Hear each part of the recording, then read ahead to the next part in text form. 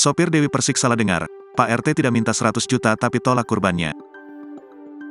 Kini polemik yang terjadi soal sapi kurban milik Dewi Persik viral di media sosial.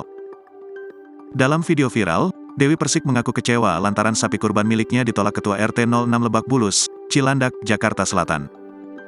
Amarahnya memuncak lantaran sang Ketua RT memintanya untuk membayar uang 100 juta apabila ingin sapinya dikurbankan di RT 06 Lebak Bulus. Terkait hal tersebut, ART Dewi Persik, Rosmini membenarkan adanya penolakan tersebut. Hanya saja, dirinya membantah adanya permintaan uang 100 juta dari Ketua RT 06 Lebak Bulus. Disampaikan Rosmini, permasalahan itu muncul ketika salah satu sopir Dewi Persik meminta tolong kepada panitia kurban RT 06 untuk mengangkat sapi majikannya agar disembelih di tempat lain. Ketika itu, sang sopir sempat menawarkan untuk memberi uang rokok apabila mau membantu mengangkat sapi tersebut. Namun kata Rosmini, Ketua RT 06 menolak dengan mengatakan, "Jangankan uang rokok, uang 100 juta pun saja saya tak mau." Rosmini mengaku, sang sopir salah mendengar, sehingga salah menafsirkan jika Ketua RT 06, Malkan meminta uang 100 juta.